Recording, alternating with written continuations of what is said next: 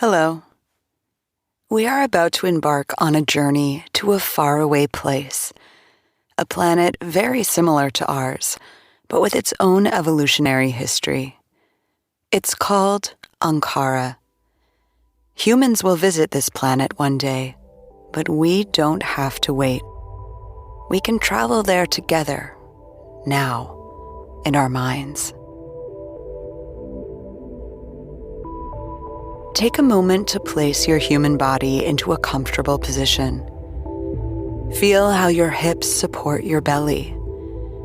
Your belly supports your chest, your neck, your head. Feel each piece of your spine nimbly find the perfect point of balance upon its neighbor. Take it all the way up to the tip of your skull. There. If you ever get tired of this position, just go ahead and lean back or lay down.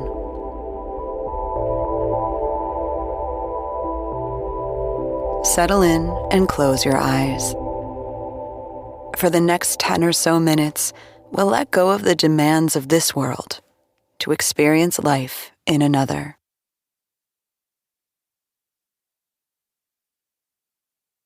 Fill your lungs with nourishing air and let it all go. Breathe in and breathe out. Breathe in and breathe out.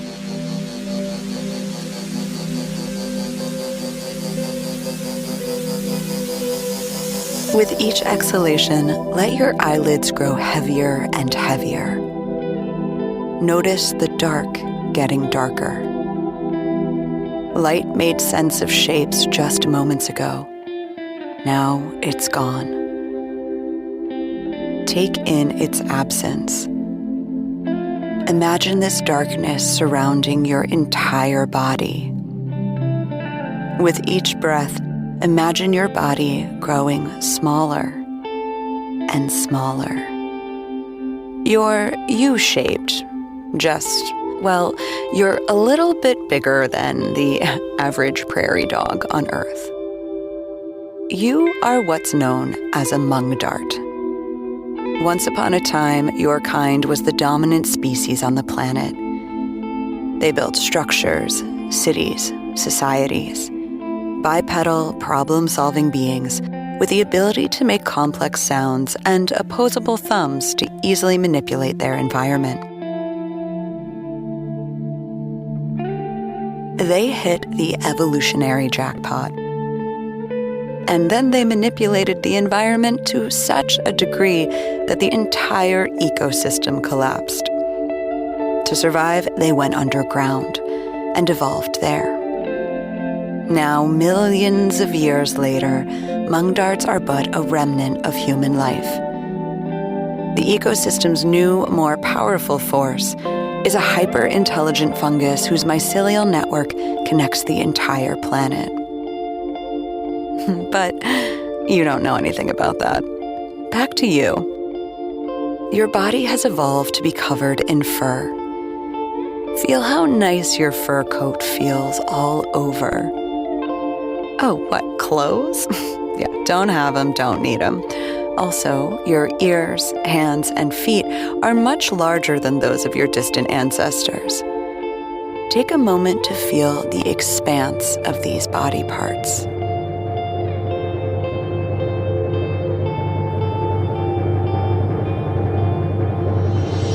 You are lying belly down in a pitch-black tunnel. Take in the stagnant, damp air. You hungrily reach out for a moist root. Your fingers dig and dig, finally grasping the prize. You raise your furry body up so your lips graze the moist surface. A smile spreads across your lips and you bite in. Feel the root sap trickle down your cheeks as you suck at its sugary liquid. The sound of something down the tunnel pricks your giant ears. you freeze in fear for a second. You relax, realizing it's a member of your warren, an elder who has known you your whole life.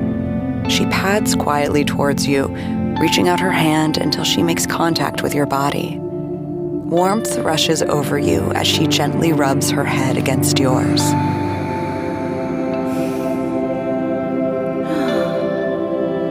You tell her about the juicy root in your complex language.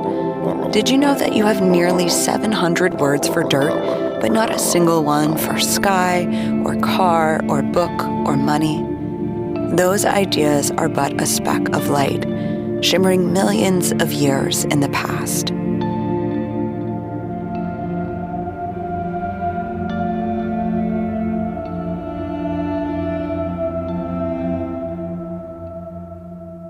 Wait, what's that?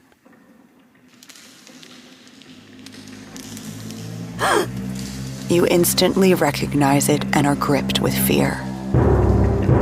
A giant, venomous centipede is approaching. Hear that legion of tiny feet shuffling delicately across the tunnel floor? It sends a chill down your spine. Your breaths are short. That sound means death for a Mungdart like you. Her parents died fighting a centipede. Run! She yanks you back into the moment as you run for your goddamn life down the tunnel.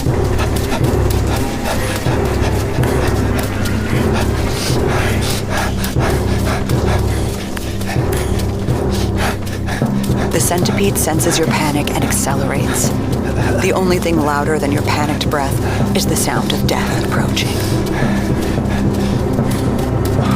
Your matriarch grabs your arm, pulling you down a small side tunnel. Just a little further. You keep pace with her and stay just at her side. She stops abruptly and you lurch forward, your arm yanked roughly back. You see her reach for something on the ground and hear a "Go!" She cries. Your blistered digits rip on the ground as you move faster than you've ever imagined.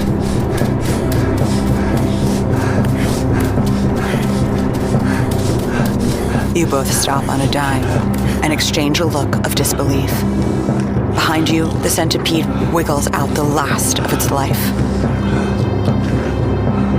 It moans and collapses onto one of the many traps your warren has laid around the burrow. Fear's weight lifted, you hold your elder's hand and wander deeper into the tunnel.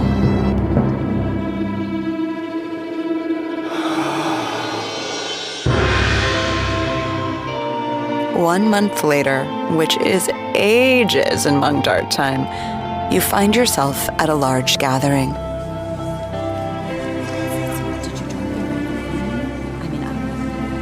There is warm friendliness emanating all around you. You are surrounded by your warren. You feel the comfort of their proximity. Your furry body is covered, on this rare occurrence, in ceremonial dress. The cousin of the groom, so we'll kind of be related after this. The fabric grates at your skin, but you feel somewhat regal and proper nonetheless. This elaborately woven tunic is made of root fibers, expertly crafted by your cousin.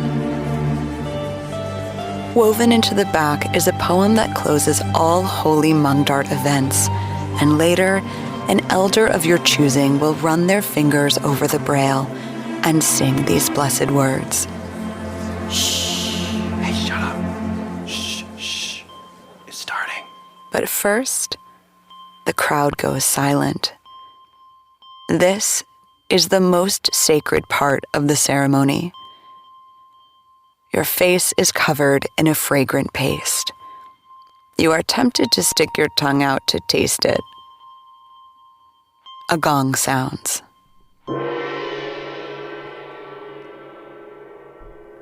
You lean forward and suddenly feel the warmth of another breath. Sound meets scent as you lean in slowly, closer. Your lips have reached the other's cheek, and you begin tasting, gently licking and eating the paste off the other's face. You hear your kindred laugh and sigh with joy. You smile. The other lets out a giggle. And you both set to the task of eating all the paste off each other. I'm gonna cry. The paste is a pureed root porridge that you were fed daily when you were little. You smile. Why didn't they tell you sooner? Is this a secret all married people just keep to themselves? A little prank they pull on all newlyweds? You laugh at yourself for all the superstitious theories you believed the fabled sacred matrimony serum could have been. A special fertility salve, the sap of a long-disappeared tree, or, as your school-age friends believed, the excrement of your future spouse. It does taste good. By the time you've finished this ritualistic feeding cleaning, your loved one is no longer a mystery. Here you are, giggling playfully and nuzzling, embarking on a partnership that will endure the rest of your short days.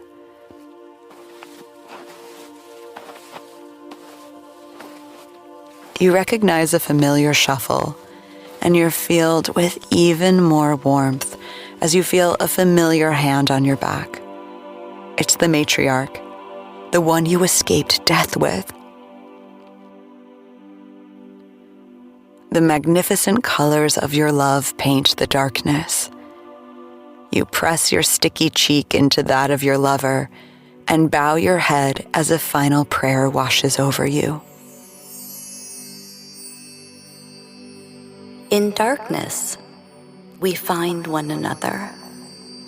In sweetness, we hold one another. Survival is not in us, it is us. Beloveds, be brave. Beloveds, be kind, today and all of our days. Episode 3 of Meditations, the new Spacetime Diaries project. Written by Janice Morgan and Gon Patel. Composed by Michelle Gebauer and Andy Turtle. Co-produced by Michelle Gebauer, Andy Turtle, Daniel Linus, and Gon Patel.